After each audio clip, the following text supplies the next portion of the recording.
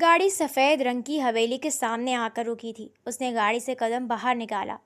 وہ پہلی بار اپنی زندگی میں پاکستان آئی تھی۔ کچھ لوگ اور نوکر اس کا پرزور استقبال کرنے کے لیے موجود تھے۔ وہ بس وہیں گاڑی کے پاس کھڑی اپنے ڈیڈ کو سب سے ملتے ہوئے دیکھ رہی تھی۔ ان سے ملو، یہ میرے آغا جان ہیں۔ جلال خانزادہ نے ثانیہ کا تعارف کروایا۔ ثانیہ وہیں کھڑی رہی۔ اس کے سمجھ میں نہیں آ رہا تھا اچانک ملنے والے رشتہ داروں سے کیسا رویہ رکھے۔ وہ صرف رحیم خانزادہ ہی اپنے باپ کے مائنر ہارٹ اٹیک پر ملی تھی۔ آغا جان نے خود آگے بڑھ کر اس کے سر پر پیار کیا اور اسے لیے اندر داخل ہو گئے۔ اسے حویلی کا سن کر پرانے زمانے کی حویلی کا خیال ذہن میں تھا، مگر سامنے جدید اور پر آسائش چیزوں سے آراستہ حویلی موجود تھی۔ یہ اس کے یورپ والے گھر سے بھی کافی بڑی تھی۔ مجھے آرام کرنا ڈیڈ پلیز۔ وہ کاؤچ پر بیٹھ چکی تھی۔ جلال خانزادہ نے ایک نظر اپنی نخریلی بیٹی کو دیکھا۔ اس کا یوں چڑھ کر کہنا اس حویلی کے ہونے والے سردار حسام خانزادہ کو ایک آنکھ نہیں بھایا تھا۔ ہاں ٹھیک ہے بیٹا، میں تمہیں لے چلتی ہوں، سائرہ بیگم نے فوراً سے کہا تو وہ سر ہلا کر اٹھتے ہوئے ان کے ساتھ چلی گئی۔ آپ کی طبیعت کیسی ہے اب چاچو؟ حسام نے جلال خانزادہ سے سوال کیا۔ بس بیٹا، مائنر سا ہارٹ اٹیک تھا جس نے میری دنیا ہلا دی۔ اپنوں کی یاد مجھے شدت سے آئی تو میں پاکستان چلا آیا۔ مجھے تو بس ثانیہ کی فکر ہے اور کچھ نہیں۔ میرے بعد نہ جانے اس کا کیا ہوگا۔ وہ افسردہ ہو چکے تھے۔ کیا ہو گیا ہے؟ ثانیہ ہماری بیٹی ہے، ہم اس کا خیال رکھیں گے، مگر تمہارے ساتھ مل کر۔ رحیم خان نے اپنے چھوٹے بھائی کے کندھے پر ہاتھ رکھا، پھر سب باتوں میں مشغول ہو چکے تھے۔ تم یہاں اس وقت کیا کر رہی ہو؟ اس نے پورے گھر میں دیکھ لیا تھا اور اب جب وہ یہاں باغ میں تھی تو اسے دیکھ کر حسام نے لب بھینچ لیے۔ حسام نے اسی لمحے آغا جان کو اس کے ملنے کا انفارم کر دیا تھا۔ میں یہاں یہ سب دیکھنے آئی تھی، آخر کو یہ سب میرا بھی ہے، وہ جتانے والے انداز میں بولی۔ تمہاری اطلاع کے مطابق یہ باغ میرے نام پر ہے، اس زمین کو میں نے خریدا ہے، اس نے فوراً کہا۔ ہاں ہاں ٹھیک ہے، وہاں رہ کر بھی میں بور ہو چکی تھی، تمہیں پتہ بھی ہے وہاں سب کتنا پریشان ہو رہے تھے، اور مجھے زبردستی ڈھونڈنے بھیج دیا ملکہ عالیہ کو، وہ جل کر بولا۔ حسام نے اسے ایک نظر دیکھا۔ وہ سیاہ رنگ کی ٹی شرٹ میں ملبوس تھی جس سے اس کا وجود واضح نظر آ رہا تھا۔ اور یہ تم نے کس قسم کے کپڑے پہنے ہوئے ہیں؟ یہاں اس طرح کے کپڑے نہیں چلتے، یہ شہری علاقہ نہیں ہے بی بی۔ اف، تم لوگوں کی چھوٹی سوچ، کاش تھوڑا پڑھ لکھ جاتے، وہ نخوت سے بولی اور آگے بڑھ گئی۔ پتھر موجود ہونے کی وجہ سے اس کا پیر لڑکھڑایا۔ اس سے پہلے وہ گرتی حسام نے اسے تھام لیا۔ دیکھ کر چلنا سیکھ لو پہلے، پھر دوسروں پر انگلی اٹھانا۔ چھوڑو مجھے، وہ کسمائی۔ حسام نے جھٹکے سے اسے چھوڑا تو وہ زمین بوس ہوئی۔ کمر پر لگنے کی وجہ سے ثانیہ کی چیخ نکل گئی۔ اس نے خونخوار نظروں سے حسام کو دیکھا۔ تم نے کہا تھا چھوڑو تو میں نے چھوڑ دیا، تم جیسے لوگوں کی مدد ہی نہیں کرنی چاہیے، مگر ہم ٹھہرے مہمان نواز لوگ، وہ طنزیہ بولا۔ ثانیہ نے بہت مشکل سے خود کو کچھ بھی کہنے سے باز رکھا۔ اب تم یہاں سے جا سکتے ہو، میں یہاں آگے کچھ پکچرز کلک کرنا چاہتی ہوں۔ ٹھیک ہے، میں صرف تمہارے زندہ ہونے کا آغا جان کو بتانے آیا تھا، اب تمہاری مرضی ہے، یہاں جو چاہے کرو یا کھو جاؤ، میں حویلی جا رہا ہوں۔ وہ مڑ کر جا چکا تھا۔ ثانیہ منہ بناتی واپس اپنے موبائل میں مگن ہو چکی تھی۔ حسام واپس گاڑی میں جا کر بیٹھ چکا تھا۔ اس نے زوردار انداز میں ہاتھ اسٹیئرنگ پر مارا۔ یہ لڑکی میرا ضبط آزما رہی ہے، وہ زیر لب بڑبڑایا۔ ثانیہ کو یہاں چھوڑ کر وہ جا نہیں سکتا تھا، ورنہ حویلی میں سب سوال پوچھ کر اس کا حال برا کر دیتے۔ ثانیہ جو مزے سے پکچر لے رہی تھی، سامنے انجان آدمی کو دیکھ کر رکی۔ اوہو، آج تو لگتا ہے لاٹری نکل آئی ہے، سردار کے باغ میں یہ کلی۔ اس آدمی نے سرتا پیر ثانیہ کو اسکین کیا۔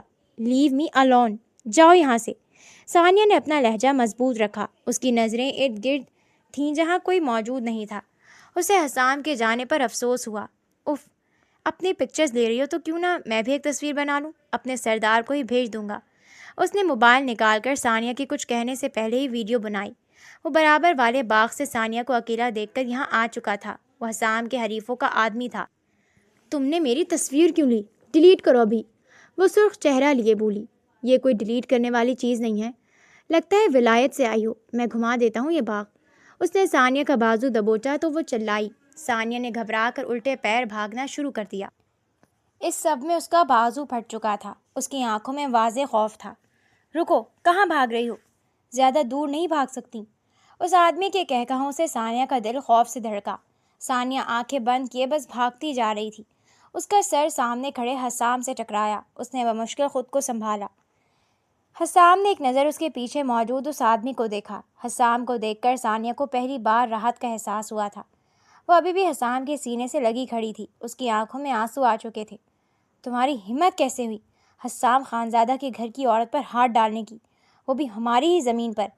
حسام کی دھاڑ پر وہ آدمی اندر تک کانپ چکا تھا۔ یہاں سب حسام کے غصے سے پناہ مانگتے تھے۔ اس سے پہلے وہ آدمی بھاگتا، حسام نے اسے پکڑ کر مارنا شروع کر دیا۔ وہ آدمی معافی مانگ رہا تھا مگر حسام جنونی ہو چکا تھا۔ جب اس آدمی میں بالکل جان بچی تو حسام اسے ٹھوکر مار کر اسے پیچھے ہوا۔ تمہیں میں نے اس لیے منع کیا تھا، یہاں کا ایریا سیف نہیں ہے۔ اب دیکھ یہ انجام، اگر میں چلا جاتا تو کیا ہو جاتا جانتی ہو؟ اس نے ثانیہ کے پھٹے ہوئے بازو کو دیکھا۔ اس نے میری تصویر بھی بنائی ہے، وہ سسکتے ہوئے بولی۔ حسام نے غصہ پیتے ہوئے اس آدمی کو موبائل لے کر زمین پر دے مارا جو چکنا چور ہو چکا تھا۔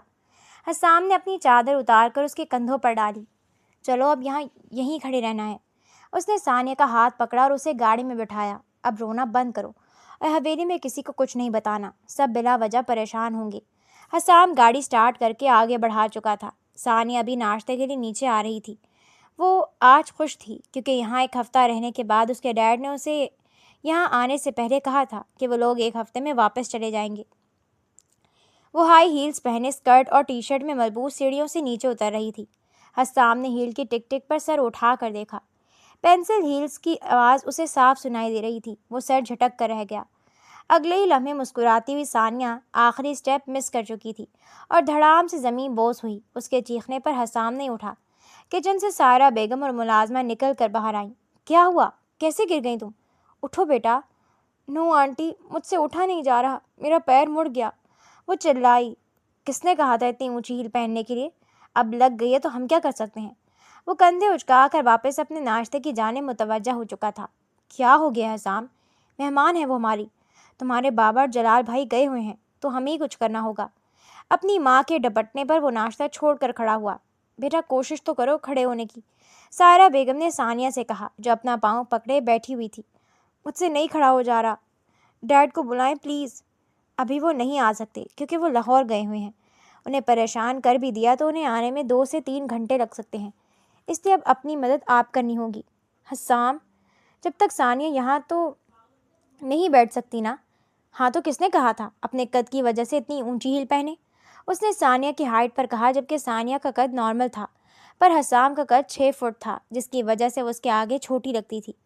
ٹھیک ہے، میں بھی یہیں بیٹھی رہوں گی جب تک ڈیڈ نہیں آ جاتے۔ بیٹا انہیں پریشان نہیں کرو، انہوں نے تمہیں ایسے بیٹھا دیکھ لیا تو کیا سوچیں گے کہ ہم تمہارا خیال نہیں رکھ پائے؟ تو پھر میں کیا کروں، مجھ سے چلا نہیں جا رہا۔ حسام مدد کرو ثانیہ کی، اٹھاؤ اسے اور کمرے میں لے جاؤ۔ انہوں نے حسام کو گھورا۔ حسام نے گہری سانس بھری۔ اس نے ثانیہ کا ہاتھ پکڑ کر اٹھانا چاہا مگر وہ کراتے ہوئے واپس بیٹھ گئی۔ آنٹی دیکھیں، اس نے مجھے واپس پھینک دیا، وہ سسکتے ہوئے بولی۔ حسام، میں آغا جان کو بلا لوں کیا تاکہ وہ اپنی چہیتی پوتی کا یہ حال دیکھیں؟ ایسا نہیں بولیں، اگر وہ آ گئے تو مجھے چھوڑیں گے نہیں۔ میں اسے اٹھانے کی کوشش کر رہا ہوں، سہارا تو دے رہا ہوں، یہ اتنی بھاری ہے۔ میں بھاری نہیں ہوں، مجھ سے بالکل سہارے سے بھی کھڑا نہیں ہو جا رہا۔ ڈیڈ کو بلائیں پلیز۔ ڈیڈ کی پرنسس، وہ زہریلا بڑبڑایا اور اسے مکمل گود میں اٹھاتے سیڑھیاں چڑھنے لگا۔ ثانیہ نے اپنا منہ بند رکھا اور اسے زور سے پکڑا ہوا تھا تاکہ وہ پچھلی بار کی طرح اسے چھوڑ نہ دے۔ حسام نے اس کے کمرے میں لا کر اسے بیڈ پر بٹھایا۔ سائرہ بیگم بھی کمرے میں آ چکی تھی۔ میرا سانس پھول چکا ہے، اب مجھے کوئی کام کا نہ کہے، وہ جل کر بولا اور اٹھ کر چلا گیا۔ میں یہ شادی ہرگز نہیں کروں گی۔ وہ حسام کے کمرے کا دروازہ بغیر نوک کیے اندر داخل ہو چکی تھی۔ جلال خانزادہ نے اس سے کچھ دیر پہلے اس کی اور حسام کی شادی کی بات کی تھی۔ وہ اسے محفوظ دیکھنا چاہتے تھے۔ حسام جو ابھی شاور لے کر صرف پینٹ میں ملبوس باہر نکلا تھا، اسے یہاں اپنے کمرے میں دیکھ کر سرخ ہو چکا تھا۔ تمہیں تمیز نہیں ہے؟ کسی کے کمرے میں ایسے داخل نہیں ہوتے۔ مجھے تمیز مت سکھاؤ، پہلے میری بات اچھی طرح اپنے ذہن میں بٹھا لو۔ اس نے اپنی نظریں نہیں پھیری۔ حسام سر تا پیر سرخ ہو چکا تھا۔ ایسے کبھی کسی لڑکی نے اسے ایسے نہیں دیکھا تھا۔ عجیب بدتمیز اور بے شرم ہو تم۔ اس نے فوراً سے قمیض اٹھا کر پہنی۔ ثانیہ کو ہنسی آئی کیونکہ اس نے کسی مرد کو یوں حیا سے سمٹتے نہیں دیکھا تھا۔ کیا ہوا ہے؟ کون سی ایسی مصیبت ہے جو تمہیں یہاں آنے کی زحمت کرنا پڑی؟ وہ اپنی شرٹ کے بٹن بند کرتے ہوئے بولا۔ تمہیں پتہ ہے آغا جان اور ڈیڈ نے جو رشتہ طے کیا ہے، تم جانتے ہو تم نے اس پر رضامندی ظاہر کی ہے۔ وہ سیریس ہو چکی تھی۔ مجھے پتہ ہے، انہوں نے مجھ سے پوچھ کر یہ رشتہ نہیں کیا ہے۔ اوہ، تو تم نے یعنی انکار بھی نہیں کیا؟ ہاں، تم کیوں کرو گے انکار؟ تمہاری تو لاٹری لگ چکی ہے، وہ تنزیہ بولی۔ مجھے تم سے شادی کرنے میں کوئی انٹرسٹ نہیں ہے، اور نہ ہی یہاں کوئی بھی تم جیسی لڑکی کو اپنانا چاہے گا۔ چاچو اپنا بوجھ کسی کے بھی سر پر ڈالنے کو تیار ہیں۔ یہ ہے تمہاری حقیقت۔ وہ لفظ چبا چبا کر بولا، حد تک کے احساس سے ثانیہ کا چہرہ سرخ ہوا۔ تو پھر جاؤ اور انہیں منع کرو صاف۔ میں بھی تم جیسے جاہل آدمی سے شادی کرنے میں کچھ خاص دلچسپی نہیں رکھتی ہوں۔ اس نے غصے سے ثانیہ کا گلا دبوچا۔ صحیح کہا، جاہل ہوں میں، جنگلی ہو جو تمہاری جان بھی لے سکتا ہوں، مگر یہاں کا ہونے والا سردار ہوں۔ میرے بارے میں ایک غلط لفظ کہا تو گردن کٹوا کر پھینکوا دوں گا۔ اسے صرف اپنے چاچو کا خیال تھا، ورنہ وہ سامنے کھڑی لڑکی کی ابھی جان لے لیتا۔ ثانیہ کو اپنا دم گھٹتا ہوا محسوس ہوا۔ وہ ہاتھ پیر چلانے لگی مگر بے سود۔ حسام نے اسے جھٹکے سے چھوڑا تو وہ کھانستے ہوئے اپنا سانس بحال کرنے لگی۔ تم انہیں صاف منع کر دو۔ ثانیہ نے اس بار خود کو کچھ بھی کہنے سے باز رکھا۔ میں کیوں منع کروں؟ وہ میرے بڑے ہیں، تم کر دو اگر کر سکتی ہو تو۔ وہ تنزیہ بولا۔ وہ میری ایک بات نہیں سن رہے۔ اگر ایسا ہی رہا تو نکاح ہو جائے گا۔ وہ جل کر بولی۔ تم جو چاہے کرو، میں نے آغا جان کو اپنی طرف سے انکار کر دیا ہے، تم بھی کر دو۔ اپنی طرف سے پوری کوشش کر لو، اور ابھی اس وقت میرا مزید دماغ خراب نہ کرتے ہوئے کمرے سے نکل جاؤ۔ اس نے کمرے کا دروازہ کھول کر ثانیہ کو باہر جانے کا راستہ دکھایا۔ ثانیہ غصے سے اسے دیکھتی ہوئی پھر پیر پٹک کر باہر نکل گئی۔ حسام نے اس کے جانے کے بعد گہری سانس بھری۔ وہ ہرگز ایسی لڑکی سے شادی نہیں کرنا چاہتا تھا، اور وہ یہ بات آج ہی آغا جان اور جلال خان زادہ سے کرنے والا تھا۔ چاچو، آپ کی طبیعت ٹھیک نہیں ہے، پلیز ریسٹ کریں۔ اس نے جلال خان کو اٹھتے دیکھا تو فوراً انہیں سہارا دیا۔ مجھے آرام نہیں آ رہا، میں کیسے سب کو سمجھاؤں؟ میرے دل پر دباؤ بڑھتا جا رہا ہے، میں ثانیہ کو لے کر بہت پریشان ہوں، جلال خان نے کرب سے کہا۔ ثانیہ جو ایک کونے میں کھڑی تھی فوراً سے ان کے پاس آئی۔ اس کے پاس زندگی میں شاید یہ ایک واحد رشتہ تھا اس کے لیے۔ آج جلال خان کا بی پی اچانک بڑھ گیا تھا۔ حسام کا انکار اور ثانیہ کی سرکشی نے انہیں بہت زیادہ سٹریس دے دیا تھا۔ ڈیڈ، آپ ٹھیک ہو جائیں گے، پلیز میری فکر نہیں کریں، بس اپنی صحت پر دھیان دیں۔ وہ ان کے سینے سے لگ کر بولی۔ میں ٹھیک ہو جاؤں گا جب مجھے سکون آئے گا کہ تم محفوظ ہاتھوں میں ہو۔ میں تمہاری شادی کروانا چاہتا ہوں، میں نہیں چاہتا تم پاکستان سے دور رہو۔ ایک مائنر ہارٹ اٹیک کے بعد میرا دل ڈر چکا ہے، اور اب یہ اچانک طبیعت خراب ہونا مجھے مزید تمہاری فکر میں مبتلا کر رہا ہے۔ کیا ہو گیا تمہیں جلال؟ بچی کو یوں پریشان مت کرو، خدا تمہیں سلامت رکھے، تمہاری بیٹی کی خوشیاں دکھائے۔ رحیم خانزادہ نے اپنے چھوٹے بھائی کو ڈپٹا۔ بھائی، آپ سمجھ نہیں رہے ہیں، میں اپنی زندگی میں اس کا مستقبل سیکیور کرنا چاہتا ہوں۔ حسام، میں ایک بار پھر تم سے ثانیہ کے رشتے کی بات کرتا ہوں۔ تم نے پہلے انکار کر دیا، مگر اب بھی میری یہی خواہش ہے، میری ثانیہ سے رشتے کے لیے مان جاؤ۔ حسام کی کچھ سمجھ نہیں آ رہا تھا اس وقت وہ کیا کہے۔ آغا جان کو تو دھڑلے سے اس نے انکار کر دیا تھا، مگر ابھی حالات کچھ اور تھے۔ ثانیہ نے بے یقینی سے اپنے باپ کی طرف دیکھا، جنہوں نے اسے کسی چیز کی طرح حسام کے سامنے پیش کر دیا تھا۔ اسے سب کے سامنے بے عزتی کا احساس ہوا۔ تم جیسا چاہو گے ویسا ہی ہوگا۔ حسام ضرور ثانیہ سے شادی کرے گا، آغا جان اور ہم سب بھی یہی چاہتے ہیں، اور مجھے امید ہے حسام کچھ نہیں کہے گا۔ رحیم خانزادہ نے بہت مان سے اپنے بیٹے کو دیکھا تھا۔ حسام، جس نے کبھی اپنے والدین کے سامنے سر نہیں اٹھایا تھا، اب بھی لب بھینٹ کر رہ گیا۔ وہ ایک مجبور انسان کو مزید اسٹریس نہیں دینا چاہتا تھا۔ سائرہ بیگم کچھ نہیں کہہ پائیں، وہ شوہر کے آگے نہیں بول سکتی تھیں۔ تو ٹھیک ہے، پھر یہ نکاح اسی ہفتے ہوگا۔ اب تم پرسکون ہو جاؤ اور خود پر توجہ دو، تمہیں نکاح کی تیاریاں بھی کرنی ہیں۔ آغا جان نے مسکرا کر کہا۔ ایک منٹ، مجھ سے کسی نے نہیں پوچھا نکاح کا؟ اب کی بار وہ سب کے سامنے بولی۔ حسام نے تعصب سے اسے دیکھا۔ سائرہ بیگم نے اس کے یوں بولنے پر رحیم صاحب کو جتاتی نظروں سے دیکھا۔ تم چپ رہو ثانیہ، حسام مان چکا ہے، اس سے بڑھ کر خوشی کی خبر کیا ہوگی؟ ڈیڈ، پر میں نہیں مانی، آپ مجھے یہاں اس لیے لائے تھے کیا؟ آپ نے کہا تھا ہم واپس جائیں گے۔ ثانی، تمہیں اپنے بیمار باپ کا خیال نہیں ہے کیا؟ تم یہی چاہتی ہو میں مر جاؤں؟ تم شاید یہی… ابھی وہ بول ہی رہے تھے کہ ان کے بی پی بڑھنے کی وجہ سے بالکل بستر پر ٹھہر گئے۔ چاچو، آپ ٹھیک ہیں؟ میں ڈاکٹر کو بلا رہا ہوں۔ حسام نے انہیں فوراً سہارا دیتے بستر پر واپس لٹایا۔ ان کی آنکھوں میں آنسو آ چکے تھے۔ نہیں نہیں، بلاؤ ڈاکٹر کو، مجھے مر جانے دو۔ ثانیہ شاید اس کے بعد سکون سے واپس جا سکتی ہے، وہ تلخی سے بولے۔ ثانیہ کی آنکھوں میں آنسو آ چکے تھے۔ وہ تڑپ کر اپنے ڈیڈ کے پاس گئی۔ ایسا مت کہیں پلیز ڈیڈ، مجھے ڈر لگ رہا ہے، پلیز، آپ کے علاوہ میرا کوئی رشتہ نہیں ہے۔ تو پھر میرے لیے مان جاؤ نکاح کے لیے، مجھے منظور ہے، سب منظور ہے، بس آپ ٹھیک ہو جائیں۔ وہ جلال خانزادہ کے سینے سے لگ کر بولی۔ حسام نے گہری سانس لی تو آخر کار یہ بد دماغ اور خود سے لڑکی زبردستی اس کی زندگی میں شامل کر دی گئی تھی۔ وہ تلخی سے محض سوچ سکا۔ مجھے امید نہیں تھی ثانیہ مان جائے گی۔ خیر مجھے وہ اپنے اتنے فرما بردار بیٹے کے لیے پسند نہیں تھی۔ سائرہ بیگم نے حسام سے کہا، امی اب یہ حالات کا تقاضا تھا، میں بھی یہ رشتہ نہیں رکھنا چاہتا تھا، مگر چاچو کی طبیعت اور بابا کا حکم میں نظر انداز نہیں کر سکتا تھا۔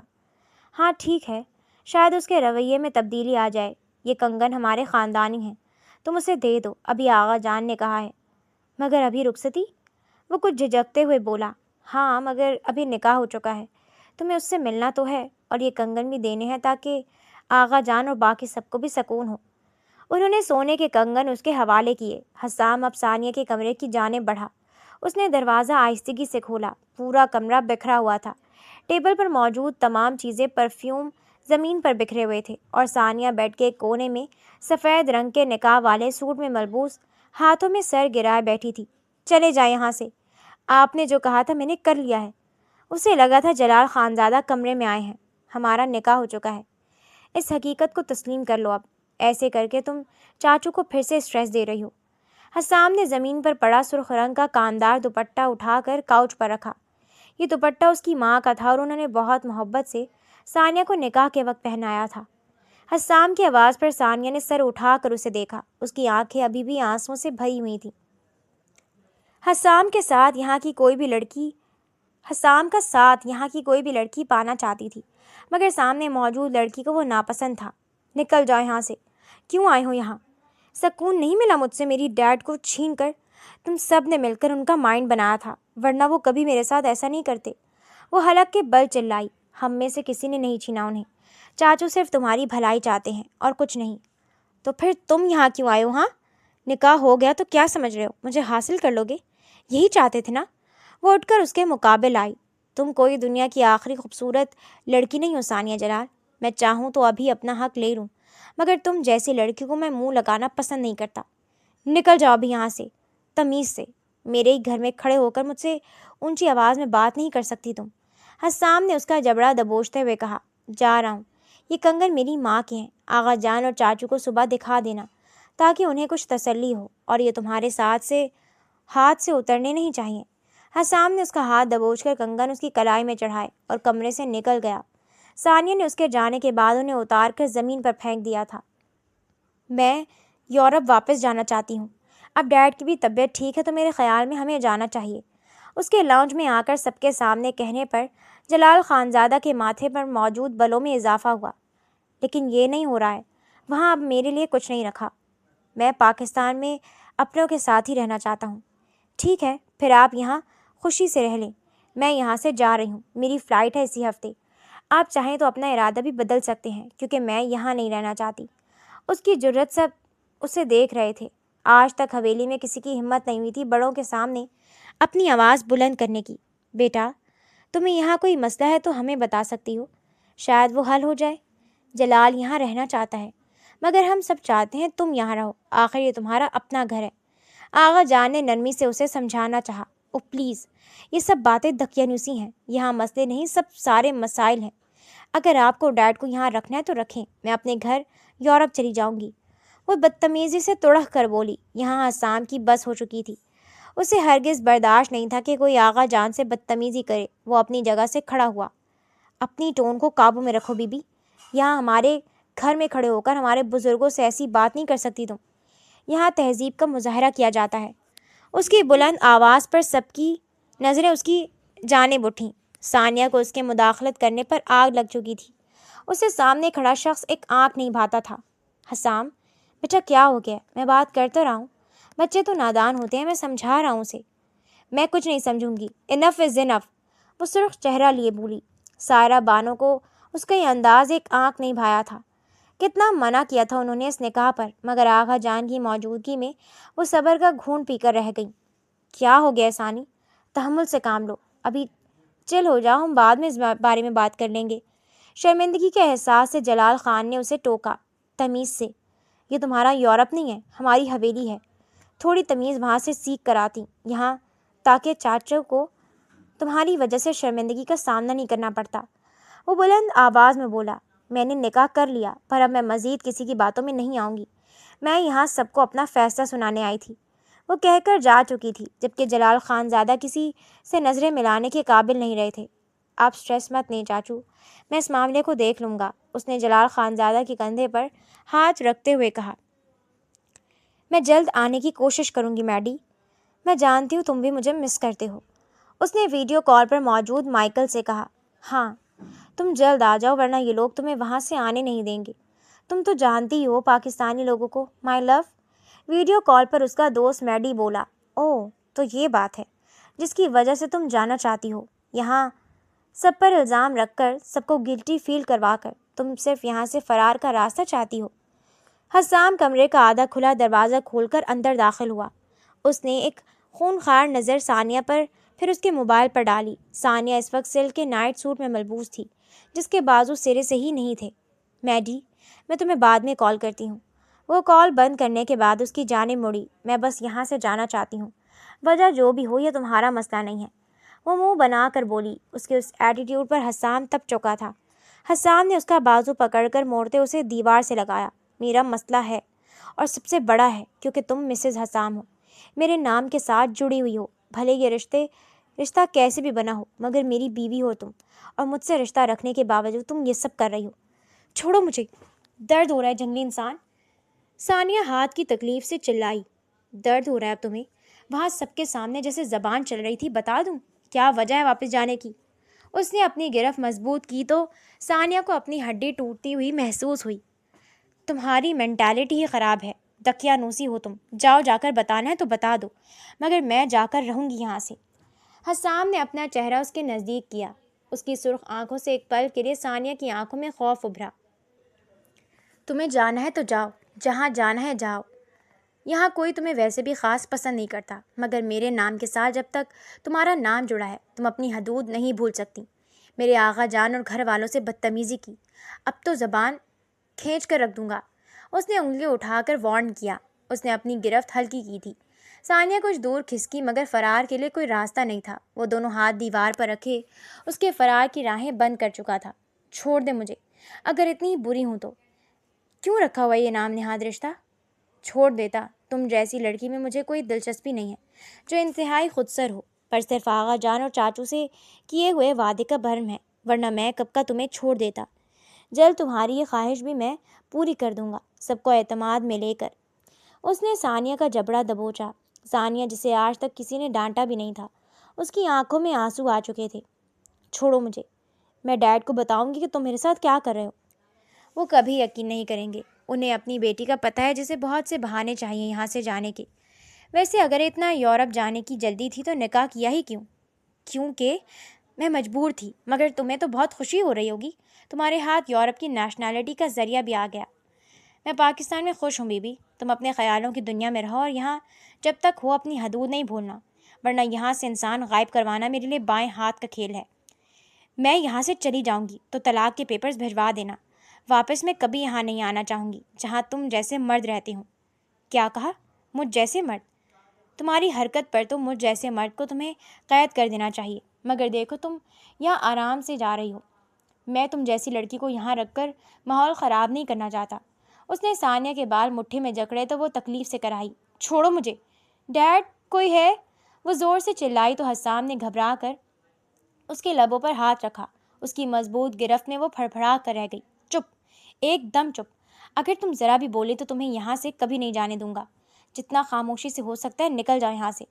وہ تنفر سے بولا اور چلا گیا۔ اس کی آنکھوں میں ناپسندیدگی وہ صاف دے سکتی تھی۔ ایک طرف سے ثانیہ اس کا کام آسان کر رہی تھی، وہ خود ہی بری بن کر اسے اس رشتے سے رہائی کا موقع دے رہی تھی۔ ایسے میں آغا جان بھی اسے فورس نہیں کر سکتے تھے۔ آج ثانیہ اور اس کی دوست کمپنی کے سیمینار میں موجود تھیں۔ ثانیہ نے یورپ آ کر جاب شروع کر دی تھی، جلال خانزادہ سے اس کا رابطہ چند ہی مہینوں میں بحال ہو چکا تھا۔ انہوں نے اسے کچھ نہیں کہا تھا، مگر ثانیہ بھی اچھی طرح جانتی تھی کہ اس کے ڈیڈ اس سے خفا تھے۔ دیکھو، ہماری قسمت میں تو نہیں ہے ایسا کوئی پڑھا لکھا اور کامیاب انسان جس کے لیے سب ویٹ کر رہے ہیں، ثانیہ کے دوست نے حسرت سے کہا۔ ثانیہ کی بھی یہی سوچ تھی۔ اس کا نکاح تو اس کے ڈیڈ کی وجہ سے ہو چکا تھا، مگر اب وہ جلد خلا کا کیس فائل کرنے والی تھی۔ مگر جیسے ہی اس نے سامنے دیکھا، اس کی آنکھیں پھٹی کی پھٹی رہ گئی تھیں۔ وہ خود کو کمپوز کرنے کے لیے فوراً سے اٹھ کر باہر نکلی۔ وہ قدرے سنسان جگہ پر آ چکی تھی۔ کہاں اس نے آغا جان کے سامنے اسے جاہل آدمی کہا تھا، اور کہاں وہ اس کے سامنے سب کی داد وصول کر رہا تھا۔ مگر جیسے ہی اس نے سامنے دیکھا، کچھ دیر اسے خود کو یقین دلانے میں لگے کہ سامنے ابھی اس نے حسام خانزادہ کو ہی دیکھا تھا۔ حسام اسے دور سے ہی دیکھ چکا تھا، جب ہی اسٹیج سے اتر کر سب سے ایکسکیوز کرتا اس جگہ آیا جہاں اس نے ثانیہ کو جاتے دیکھا تھا۔ کیا ہوا؟ چونک گئی؟ یا میری کامیابی تم سے ہضم نہیں ہوئی؟ وہ پینٹ کی جیب میں ہاتھ ڈالے بولا۔ ایسا کچھ نہیں ہے، مجھے اس سے کوئی فرق نہیں پڑتا تم کتنے بھی کامیاب ہو۔ تمہارے چہرے کا رنگ جس طرح اڑ چکا ہے، مجھے پتہ چل رہا ہے تمہیں کتنا فرق پڑتا ہے۔ تمہیں تو خوش ہونا چاہیے، تمہارے جاہل شوہر کو کامیابی ملی ہے۔ وہ عین اس کے سامنے آ کر کھڑا ہو چکا تھا۔ ثانیہ نے ایک طرف سے گزرنا چاہا، مگر اس نے دونوں ہاتھ دیوار پر رکھ کر اسے جانے سے روک دیا۔ اچھا نہیں لگا تمہیں مجھے یہاں دیکھ کر؟ تم تو اپنے شوہر کو چھوڑو، سگے باپ کو چھوڑ کر یہاں آ چکی تھی۔ ہاں، میں آ گئی تھی، مگر وہ میرے لیے نہیں آئے۔ انہوں نے مجھ پر تم سب کو ترجیح دی۔ میری ان سے بات ہوتی رہی ہے، وہ بھی شاید تم اپنے مفاد کے لیے کرتی ہو، ایک پرآسائش زندگی جو جینی تھی۔ مگر اب شاید تمہارا وقت ختم ہو چکا ہے مسز حسام۔ وہ ثانیہ کے چہرے پر جھکا۔ پلیز، یہاں کوئی ایسے دیکھ لے گا، میڈیا بھی باہر ہے، تو تم میری بیوی ہو، مگر میں نہیں چاہتا کوئی دیکھے۔ آخر لوگ سوچیں گے میری کون سی مجبوری تھی تم سے شادی کرنا، پھر مجھے بتانا ہی پڑے گا۔ تمہیں تو اس سب کی عادت ہوگی، تم تو خود کو آزاد خیال کہتی تھی، اب میں وہی کر رہا ہوں تو تمہیں کیا مسئلہ ہے؟ اس نے ثانیہ کے گال پر انگلی پھیری۔ چھوڑو مجھے، تم سے بہتر آپشن ہے میرے پاس ثانیہ۔ دیکھ لیا، آج مہمانی خصوصی تھا، میں بہت جلد ملاقات ہوگی۔ اس کے کان میں سرگوشی کرتے وہ جا چکا تھا، جبکہ ثانیہ وہیں ساکت کھڑی کی کھڑی رہ گئی۔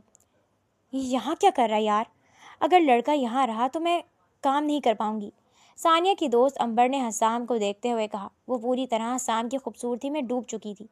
ثانیہ نے سامنے دیکھا جہاں وہ پورے پروٹوکول کے ساتھ آفس میں داخل ہو رہا تھا۔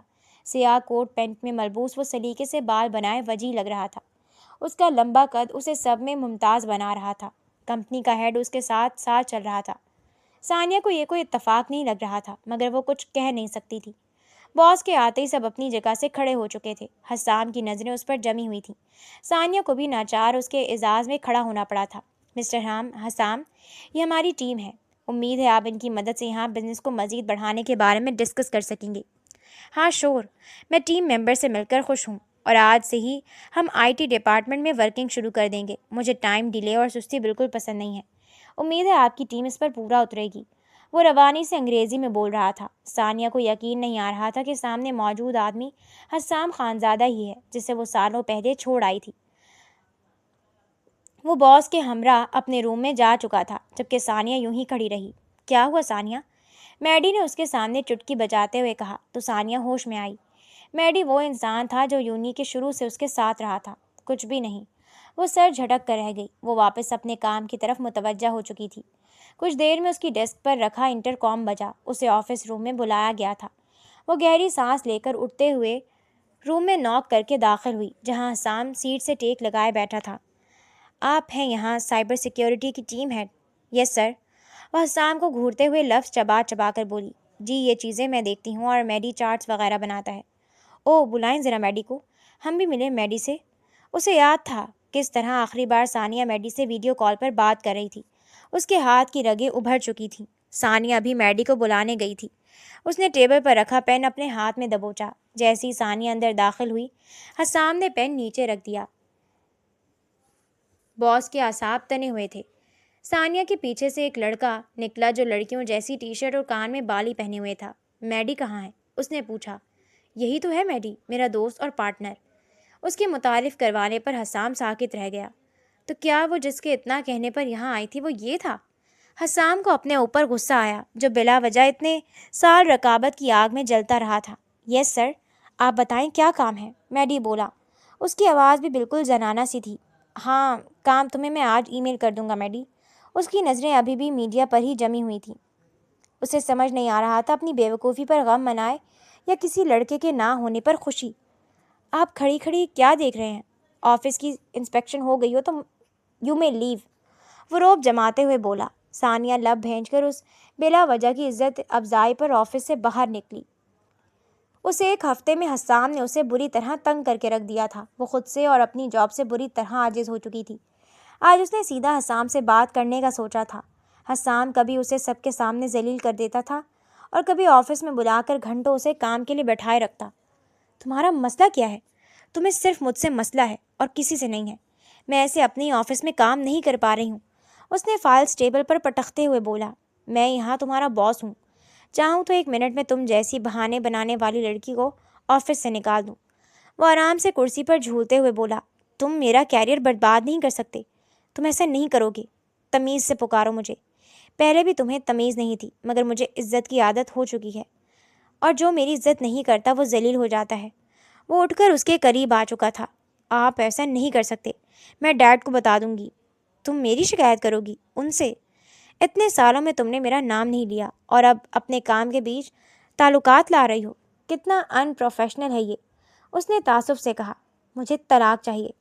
اس کی اس بات پر حسام کے اعصاب تن چکے تھے۔ تمہاری بھول ہے، میں تمہیں طلاق دوں گا تاکہ تم اپنی نئی زندگی شروع کر سکو۔ ایسا کبھی نہیں ہوگا، نہ ہی میں تمہیں اپناؤں گا نہ ہی تمہیں چھوڑوں گا۔ اس نے اپنی گرفت حق سے ثانیہ کی کمر کے گرد جمائی۔ میں خلا لے لوں گی، اب میں اس رشتے سے آزاد ہونا چاہتی ہوں۔ آزادی تمہیں نہیں ملے گی، اگر اب بولا تو زندگی سے آزادی دے دوں گا۔ اس کی گرفت ثانیہ کی گردن پر سخت ہوئی۔ چھوڑے مجھے، یہ آفس ہے، یہاں آپ مجھے ہراساں نہیں کر سکتے۔ کیا بولو گی؟ میرا باس میرا شوہر ہے، وہ مجھے ہراساں کر رہا ہے، سب کو یہ بات بتا دو گی؟ اس نے ثانیہ کی آنکھوں میں جھانکا۔ میں نے یہ رشتہ زبردستی اپنایا تھا، صرف گھر والوں کی وجہ سے۔ میری زندگی ہے کوئی کھیل نہیں جو دوسروں کی شرطوں پر چلے۔ میرا جب دل کرے گا تب میں تمہیں چھوڑ دوں گا، ورنہ ساری زندگی میرے نام پر بیٹھی رہنا۔ تمہیں آزاد چھوڑ دوں ایسے ہی، اپنے گزرے ہوئے سالوں کا حساب لوں گا میں۔ وہ غرایا اور اسے خود سے دور کیا۔ ثانیہ صفداد پر گرتے گرتے سمجھی۔ اسے اب اپنی زندگی مشکل میں نظر آ رہی تھی۔ حسام جب سے یہاں آیا تھا وہ ٹھیک سے سو بھی نہیں پائی تھی۔ آخر تم چاہتے کیا ہو؟ میری زندگی میں کیوں آئے ہو؟ تمہاری زندگی عذاب بنانے۔ تمہیں اب تک پتہ نہیں چلا؟ وہ ہنسا۔ ثانیہ کو لگ رہا تھا اسے یہ کمپنی چھوڑ دینی چاہیے۔ اس کمپنی کو چھوڑنے کے بارے میں نہیں سوچنا، کیونکہ اگر تم نے یہ کمپنی چھوڑی تو میں بھی دوسری کمپنی جوائن کر لوں گا۔ تم تو جانتی ہو مجھ جیسے قابل انسان کو کون ہی منع کرے گا۔ وہ ہنسا۔ اس کی ہنسی سے ثانیہ کو وحشت ہونے لگی۔ وہ بغیر جواب دیے واپس پلٹ چکی تھی۔ ثانیہ ابھی کام سے واپس آئی تھی۔ آج کا دن اس کے لیے باقی دنوں سے بہتر تھا، کیونکہ آج حسام کی شکل اسے دیکھنا نہیں پڑی تھی۔ تم یہاں کیا کر رہے ہو؟ اسے اپنے ہی لاک گھر میں اپنے ہی کاؤچ پر بیٹھے دیکھ کر ثانیہ کو ایک پل کے لیے خوف آیا۔ میں تمہیں لینے آیا ہوں، ہم پاکستان جا رہے ہیں۔ وہ کروفر سے اٹھا۔ میں کہیں نہیں جاؤں گی۔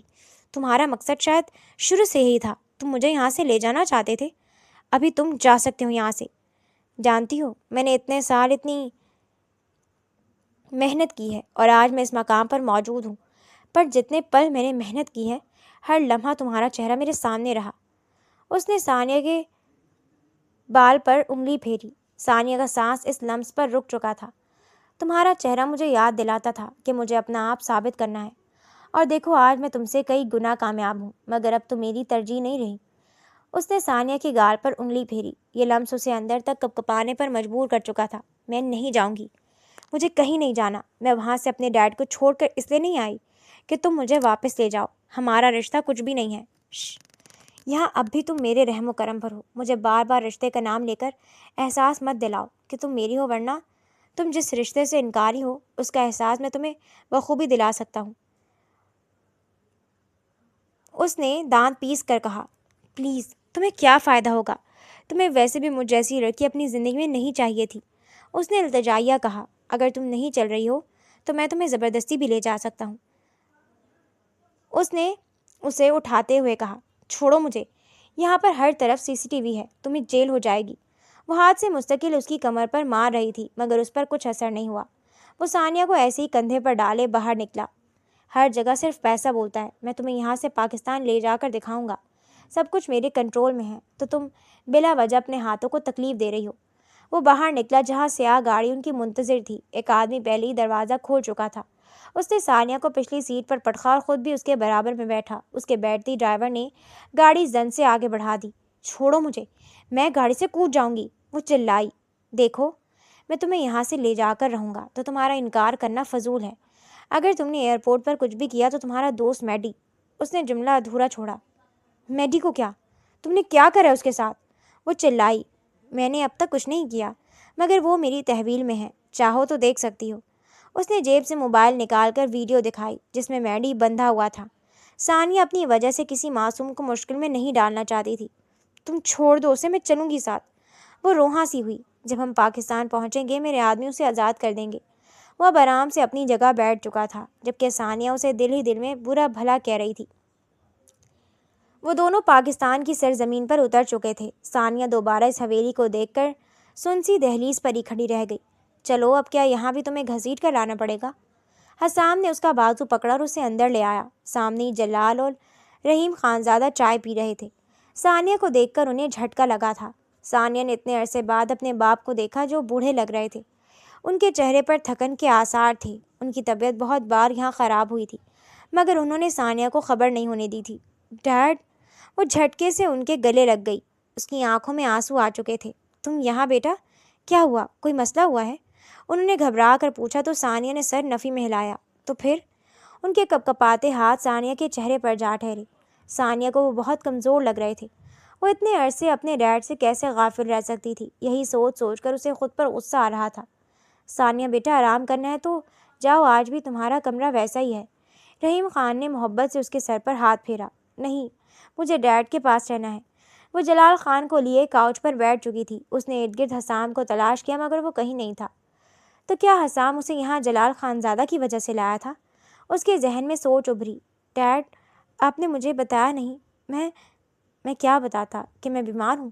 تمہاری یاد میں تڑپ رہا ہوں۔ تم اپنی زندگی اپنے طریقے سے جینا چاہتی تھی اور میں کبھی رکاوٹ نہیں بننا چاہتا تھا۔ میں نے ایک کوشش کر لی تھی، نکاح کروا دیا تھا، مگر پھر میں نے تمہاری آنکھوں میں باغی پن دیکھ لیا تھا۔ ڈیڈ! اس کے آنسو بہہ نکلے۔ میں جانتا ہوں تم بھی میرے بغیر بہت مشکل سے رہ رہی ہو۔ میں نے حسام سے تمہیں یہاں لانے کا نہیں کہا تھا۔ میں جانتی ہوں، پلیز آپ مزید صفائیاں مت دیں۔ اس نے واپس اپنا سر جلال خانزادہ کے سینے پر ٹکایا۔ اتنے سالوں کے بعد دونوں باپ بیٹی کا دل پرسکون ہوا تھا۔ وہ ابھی اپنے کمرے میں جا ہی رہا تھا کہ ثانیہ کے رونے کی آواز پر اس کے قدم تھمے۔ وہ جتنا بھی خود کو خود غرض ظاہر کر لیتا، مگر اندر کہیں وہ ثانیہ کو روتا ہوا نہیں دیکھ سکتا تھا۔ اس نے کمرے کا دروازہ کھولا اور اندر داخل ہوا۔ اسے دیکھتے ہی ثانیہ نے اپنے آنسو صاف کیے، مگر آنکھیں بار بار ان آنسو سے نم ہو رہی تھیں۔ کیا ہوا؟ حسام نے سیدھا پوچھا۔ میں ایک اچھی انسان نہیں ہوں۔ میں نے اپنے باپ کو اس حال میں پہنچا دیا کہ وہ میرے لیے ترس گئے۔ اس وقت وہ جذباتی ہو رہی تھی، ورنہ کبھی حسام خانزادہ کے سامنے اپنا دل ہلکا نہیں کرتی۔ میں یہاں تمہیں صرف چاچو کی وجہ سے لایا ہوں۔ میرا اپنا اس میں کوئی مفاد نہیں ہے۔ وہ تمہارے لیے بہت پریشان تھے۔ اکلوتی اولاد خود سے دور ہو وہ کیسے دیکھ سکتے تھے، اور ان کی کنڈیشن انہیں سفر کرنے کی اجازت نہیں دیتی تھی۔ آخری حل تمہیں ایسے لانا ہی لگا۔ چاچو خود سے کچھ نہیں کہتے تھے، مگر اندر ہی اندر تمہارا غم انہیں کھائے جا رہا تھا۔ اس نے گہری سانس بھری۔ ثانیہ اس بار اسے سن رہی تھی۔ اس کے لیے ثانیہ کا دل موم ہو رہا تھا۔ اس کے ڈیڈ نے کہا تھا ایک موقع اس رشتے کو دے کر دیکھے۔ حسام ہی تھا جس نے اس کے نہ ہوتے اس کے ڈیڈ کا خیال رکھا تھا۔ اس کے ذہن میں پہلی بار یہ خیال آیا۔ میں اس امید میں تھی کہ وہ آئیں گے، انہوں نے کبھی بتایا ہی نہیں بیماری کا۔ ثانیہ نے آنکھیں میچی۔ کاش وہ کسی سے رابطہ کر لیتی تو اتنے سال غفلت میں نہ گزارتی۔ وہ تم پر پابندی نہیں لگانا چاہتے تھے، وہ بس تمہارا بھلا چاہتے تھے۔ جس انسان سے پیار ہو ہمیشہ اس کے آس پاس رہنے کی چاہ ہوتی ہے۔ حسام کی بات پر ثانیہ کی آنکھیں پھر سے نم ہوئیں۔ انہوں نے اتنے سال مجھے اپنی زندگی کے دیے اور میں اس کا حق بھی ادا نہیں کر پائی۔ اپنی ضد میں شاید میں نے انہیں کھو دیا ہے۔ ایسے مت کہو، چاچو تم سے بہت پیار کرتے ہیں۔ اگر اولاد غلطی کر کے واپس لوٹے تب بھی والدین انہیں جھٹ سے سینے سے لگا لیتے ہیں، جیسے انہوں نے لگایا۔ ان کا دل صاف ہے۔ اور تمہارا کیا؟ تم اتنی دور کیوں آئے؟ میرے ڈیڈ کی اتنی فکر کیوں کی کہ میں یہ احسان کیسے اتاروں گی؟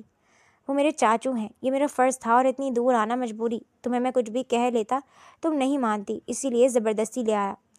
تمہیں خلا کا کیس کرنا ہو اس سے پہلے تم مجھے بتا دینا، میں تمہیں طلاق دے کر تمہاری مشکل آسان کر دوں گا۔ یہ حسام ہی جانتا تھا کہ اس نے یہ بات کتنی مشکل سے کہی تھی۔ وہ کہہ کر جا چکا تھا کہ جبکہ ثانیہ ابھی تک اس کی بات کو پروسیس نہیں کر پا رہی تھی۔ میں نے فیصلہ کیا کہ میں یہیں رہوں گی۔ آج پھر اس نے سب کے سامنے اپنا فیصلہ سنایا تھا۔ کیوں بیٹا؟ حسام کی طرف سے میں معافی مانگتا ہوں، اسے تمہیں یہاں لانا نہیں چاہیے تھا۔ اگر اس نے تمہیں یہاں رہنے پر فورس کیا ہے تو میں اسے دیکھ لوں گا۔ نہیں تایا، آپ معافی نہیں مانگیں، آپ میرے باپ کی جگہ ہیں۔ حسام نے ایسا کچھ نہیں کیا۔ ثانیہ کو اب احساس ہو رہا تھا ان رشتوں کا جو اس سے سب مخلص تھے۔ تو پھر کیا ہوا؟ تم وہاں سیٹل ہو؟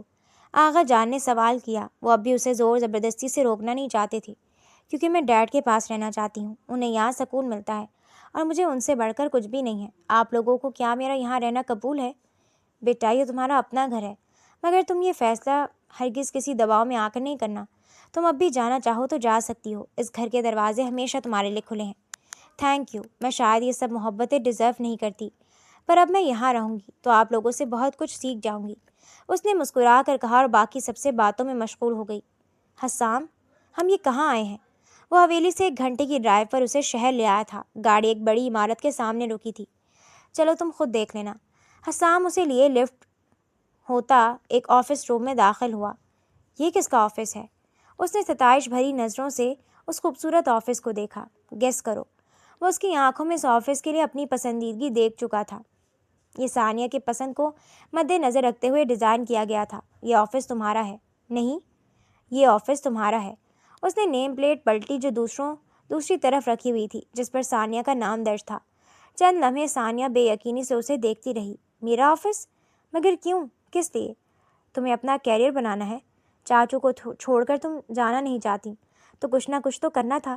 تم اپنے خوابوں کو اور ڈگری کو ضائع تو نہیں کر سکتی۔ اس کی بات پر ثانیہ چند لمحے اسے دیکھتی رہی۔ کئی سال پہلے اس نے کتنا غلط گمان کیا تھا حسام کے بارے میں۔ وہ کوئی دقیانوسی مرد نہیں تھا، وہ اسے قید کر کے نہیں رکھتا، بلکہ وہ ایسا مرد تھا جسے چاہا جائے، جس کے ساتھ ہونے پر ناز ہو، جو خود سے جڑے لوگوں کا احساس کرتا تھا۔ مجھے افسوس ہے کہ میں تمہیں چھوڑ کر گئی، مجھے لگا تھا تم مجھے سانس بھی لینے نہیں دو گے۔ میں نے ایسا کچھ نہیں چاہا تھا، میں تو چاہتا تھا تم آگے بڑھو، اور اب بھی یہی چاہتا ہوں۔ یہ سب میں نے خود کو اچھا دکھانے کے لیے نہیں کیا ثانیہ۔ میں جانتی ہوں، اتنے عرصے میں اتنا تو جان چکی ہوں کہ میں غلط تھی۔ میں نے تمہارے بارے میں غلط سوچا، تمہیں خود کو اور باقی سب کو۔ وہ کہتے کہتے رو دی۔ رونا بند کرو، کسی کو اذیت نہیں دی تم نے، یہ سب ایسا ہی ہونا لکھا تھا۔ ہم سب تمہیں زبردستی یہاں روک کر تمہارا دل بدل نہیں سکتے تھے، تمہارا دل خود بدلنا تھا۔ تم بہت اچھے ہو۔ یہ میرا آفس ہے جہاں تم اب بورڈ کی ممبر اور مینیجر ہو۔ امید ہے تم وہاں کی طرح یہاں بھی سب سنبھال لوگی۔ ثانیہ کچھ کہے بغیر جھٹ سے اس کے گلے لگ گئی تو حسام چند پل کچھ بول نہ سکا۔ اس نے دھیرے سے اپنی باہیں ثانیہ کے گرد تنگ کر دیں۔ ہم آفس میں ہیں میری مسز، یہ آفس بھی تو ہمارا ہے، تم اب مجھے چھوڑو گے تو نہیں نا؟ نہیں، مجھے تمہیں چھوڑنا ہوتا تو کئی سال پہلے چھوڑ دیتا۔ میں نے تمہارے لوٹ آنے کا انتظار کیا، تم سے نفرت بھی کی اس عرصے میں، مگر میرا دل ہار گیا۔ اس نے اپنے لب ثانیہ کے ماتھے پر رکھے۔ ثانیہ سکون سے آنکھیں مون چکی تھی۔ ان کی زندگی مشکل حالات کے بعد اب سکون میں آ چکی تھی۔